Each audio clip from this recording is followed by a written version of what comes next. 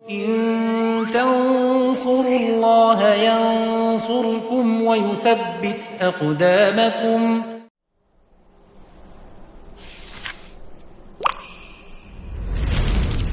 Insyaallah pada kesempatan kali ini kita akan membahas tentang sahabat yang mulia, khalifah kaum muslimin yang kedua, Amirul Mukminin Umar bin Khattab radhiyallahu taala anhu. Umar bin Khattab radhiyallahu taala anhu, beliau Umar bin Khattab bin Nufail bin Abdul Uzza. Jadi bapak beliau Khattab bin Nufail. Adapun ibu beliau ya adalah Hantamah bintu Hashim bin Al-Mughirah. Jadi Khattab ya menikah dengan Hantamah binti Hashim bin Al-Mughirah. Hantamah ini ibunya Umar bin Khattab, ini adalah sepupunya Abu Jahal. Abu Jahal namanya Amr bin Hisham bin Al-Mughirah. Umar gelarnya ada Al-Faruq, artinya pembeda. Kenapa? Yaitu Allah membedakan al-haq dengan batil dengan Umar.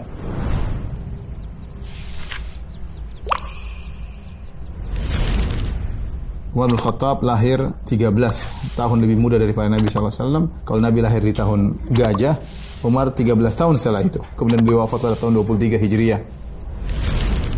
Dan ketika Nabi SAW mendakwakan Islam, maka Umar terkenal termasuk orang yang paling keras ya melawan dakwah Nabi SAW ya.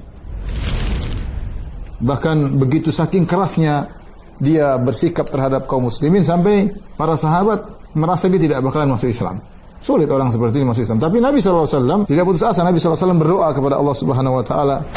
Kalau Rasulullah SAW, Allahumma a'izzal Islam bi ahabbi hadaini rajulaini ilaik. Ya Allah, jayakan Islam dengan orang yang paling kau cintai dari dua orang ini. Bi Abi Jahal bin Hisham atau Umar bin Khattab. Terserah engkau ya Allah, siapa yang kau masukkan Islam, apakah Abu Jahal ataukah Umar bin Khattab, yang dua-duanya terkenal sangat benci kepada Islam ya. Satunya Abu Jahal, satunya Umar bin Khattab radhiyallahu taala anhu ya. Ternyata yang Allah beri hidayah adalah Umar bin Khattab radhiyallahu taala anhu.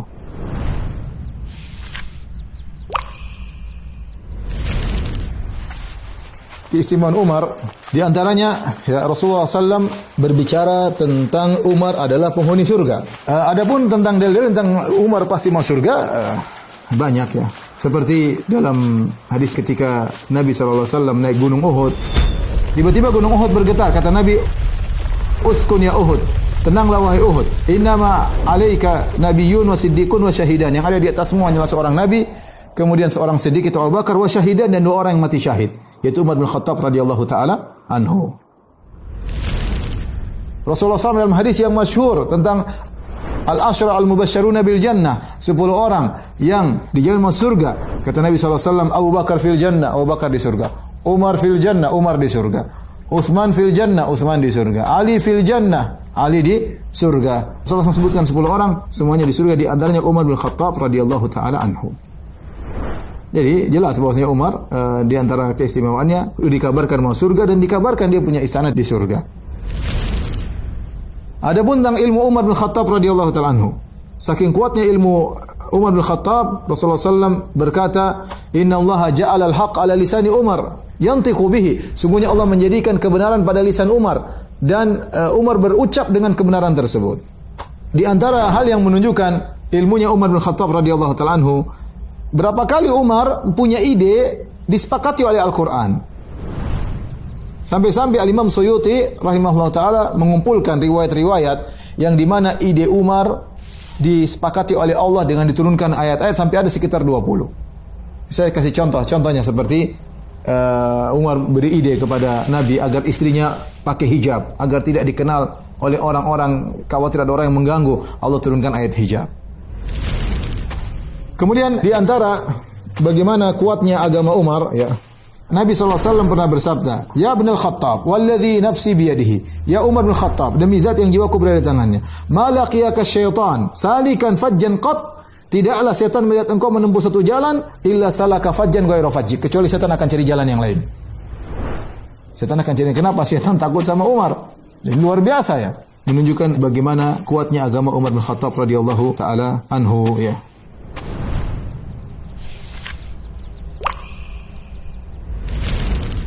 Umar adalah khalifah, bukan raja ya. Beliau selalu berusaha meletakkan keadilan.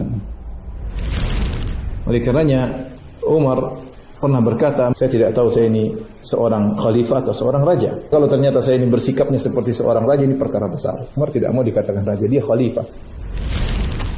Khalifah yang mengatur urusan kaum muslimin. Kemudian ada yang berkata kepada Umar, adapun khalifah dia tidak mengambil kecuali hak dan dia tidak meletakkan kecuali kepada al-haq. Dan engkau alhamdulillah wahai Umar, engkau demikian. Ya. Kemudian juga Rasulullah memuji tentang bagaimana khilafah Umar dalam satu hadis riwayat Imam Bukhari. Kata Nabi SAW, ketika suatu hari aku berada di suatu sumur, aku sedang mengambil air dari sumur tersebut. Datang Abu Bakar dan Umar. Kemudian Abu Bakar mengambil air dari sumur dengan 1 ember atau 2 ember. Ketika beliau mengambil dalam kondisi agak lemah, ya. Dan kita wallahu yaghfiru lahu, kata Nabi semoga Allah mengampuni. Jadi kita ternyata memang benar khilafah Abu Bakar cuma 2 tahun, tidak lama. Kemudian ember tersebut diambil oleh Umar bin Khattab, diambil dari tangannya Abu Bakar. Seakan-akan kekhilafahan berpindah dari Nabi kepada Abu Bakar kepada Umar, ya. Tiba-tiba ember tersebut menjadi besar. Aku tidak pernah melihat seorang pemimpin yang berbuat seperti perbuatan Umar.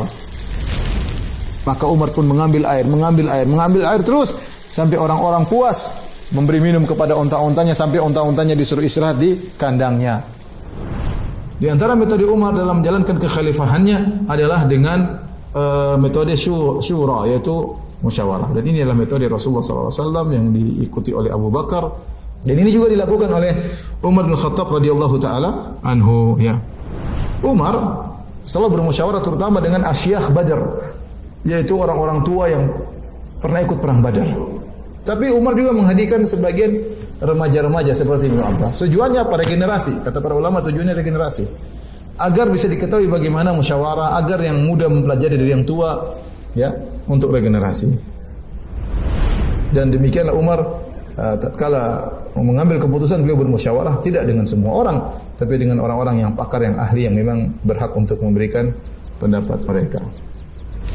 Tapi demikian juga Umar menjalankan metode persamaan. Bagaimana dia menyamakan dirinya dengan rakyatnya.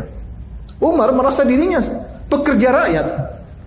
Karena Umar makan dari hasil Baitul Mal. Baitul Mal adalah uang negara yang Umar makan darinya. Sehingga Umar merasa diri berkhidmah untuk masyarakat. Jadi ketika di musim kemarau, musim kelaparan, ya, tatkala di antara musim kemarau pernah terjadi musim tatkala harga-harga naik, ya. Maka Umar mengatakan, ya, tidak mau makan, dia tidak mau minum susu, kemudian dia tidak mau makan minyak samin, ya, dan dia tidak mau makan daging. Dia enggak mau. Dia bilang masyarakat tidak makan, saya juga tidak makan. Sampai mereka makan baru saya mau makan. Di antara adilnya Umar bin Khattab radhiyallahu taala anhu. Di antara bentuk keadilan Umar, ketika di Mesir ada anaknya Umar, Abdurrahman bin Umar, melakukan kesalahan. Dia minum khamar. Akhirnya Amr bin As radhiyallahu anhu, karena ini anaknya Umar, maka Amr bin As menegakkan hukum had.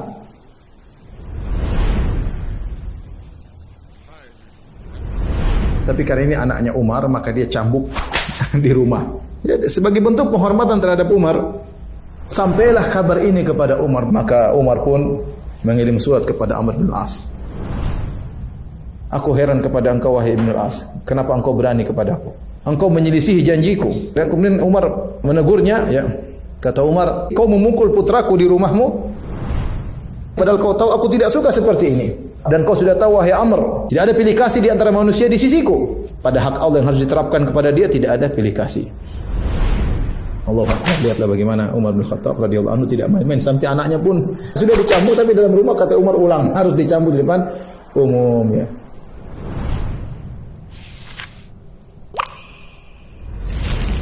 Diriwayatkan oleh Amr bin Maimun bagaimana Umar bin Khattab meninggal dunia.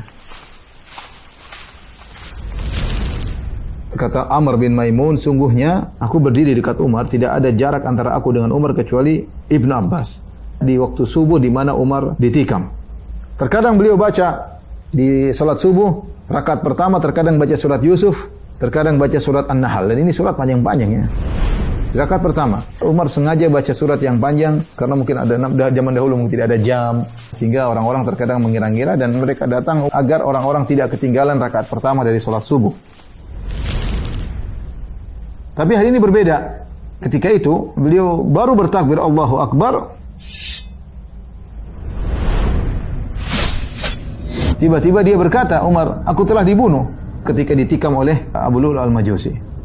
Maka ternyata yang menikam Umar adalah seorang budak dari Persia. Dia membawa sebuah pisau belati yang punya dua ujung, dua mata. Ya. Ketika dia sudah menikam Umar, dia tikam dengan 3 tusukan atau lebih. Kemudian dia pun kabur. Ya, para sahabat yang depan saf pertama melihat tentunya. Tidaklah dia melewati orang kecuali tikam kanan kiri. Dan itu sudah dikasih racun. Sampai dia menikam 13 orang selain Umar. 7 orang meninggal di antaranya. Tatkala ada seorang dari sahabat melihat dia atau dari kaum muslimin yang hadir salat subuh, maka dia melepaskan burnus. Kemudian dia pun melempar ke orang tersebut agar terlilit dengan burnus.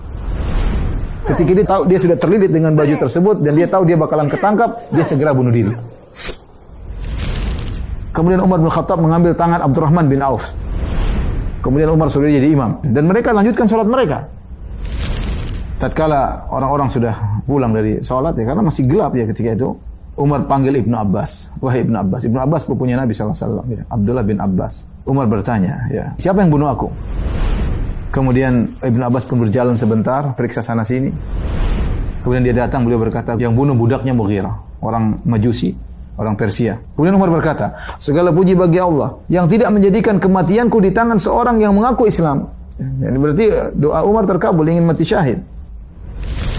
Akhirnya Umar pun dibawa ke rumahnya. Ya. Setelah dibawa ke rumahnya, maka didatangkan nabidh, minuman yang diletakkan buah kemudian dibiarkan. Umar pun minum nabidh. Ketika dia minum, keluar dari lubang tikaman tersebut. Tidak bisa bertahan air tersebut. Kemudian didatangkan susu. Umar pun minum dari susu tersebut, kemudian keluar dari lukanya. Mereka tahu bahwasanya Umar akan meninggal dunia. Ya, kenapa? Karena tidak ada makan bisa masuk, semuanya keluar. Ketika Umar sudah akan meninggal dunia, dia tidak hanya diam kemudian pasrah nunggu mati, tidak. Umar menjalankan apa yang bisa dia jalankan di saat-saat dia akan meninggal dunia. Dan dia tahu dia bakalan meninggal. Dia tanya utang-utang saya berapa saja, lunasi ya. Kemudian berpikir siapa yang harus jadi khalifah setelah Umar bin Khattab radhiyallahu taala anhu. Maka Umar membuat satu ide yang baru ya, yang tidak dilakukan oleh Nabi, tidak dilakukan oleh Abu Bakar, yaitu memilih 6 orang. Yang 6 orang tersebut harus salah satu di antara mereka yang jadi khalifah pengganti Umar. Berbeda di zaman Abu Bakar. Ketika Abu Bakar mau meninggal dunia, Abu Bakar tahu, semua sahabat tahu Umar yang terbaik setelah Abu Bakar. Karena mereka bertiga selalu bersama-sama. Nabi SAW, Abu Bakar dan Umar. Namun ketika Umar akan meninggal dunia, tidak ditemukan perkataan satu kata dari seluruh sahabat siapa yang terbaik. Karena ada 6 orang terbaik, semuanya hebat-hebat. Kata Umar, 6 orang ini salah satunya jadi khalifah. Dan akhirnya pilihan kepada Utsman bin Affan radhiyallahu taala anhu. Ini di antara apa yang dilakukan Umar sebelum meninggal dunia demi kemaslahatan kaum muslimin ya. Demikian juga ketika Umar akan meninggal dunia ya, kepala beliau berada di pangkuan anaknya Ibnu Umar. Kata Umar, wahai putraku, letakkanlah pipiku di tanah. Maka Ibnu Umar berkata, wahai ayahanda, apa bedanya? Pahaku dengan bumi sama saja, pahaku dengan tanah sama saja. Umar berkata lagi, taruh pipiku di tanah. Sampai Umar bilang 2 kali atau 3 kali. Kemudian Umar diletakkan pipinya di tanah. Kemudian dia berkata, celaka aku kalau Allah tidak memaafkan aku. Sampai kemudian beliau meninggal dunia. Ini menunjukkan bagaimana rasa takut Umar yang luar biasa. Meskipun sudah dikabarkan akan masuk surga. Dalam banyak hadis dan para sahabat juga tahu akan hal tersebut. Namun beliau tidak pernah menyombongkan akan hal tersebut dan beliau tetap merasa takut kepada Allah Subhanahu wa taala ya. Dan akhirnya Umar dikuburkan di rumah Aisyah radhiyallahu taala anha.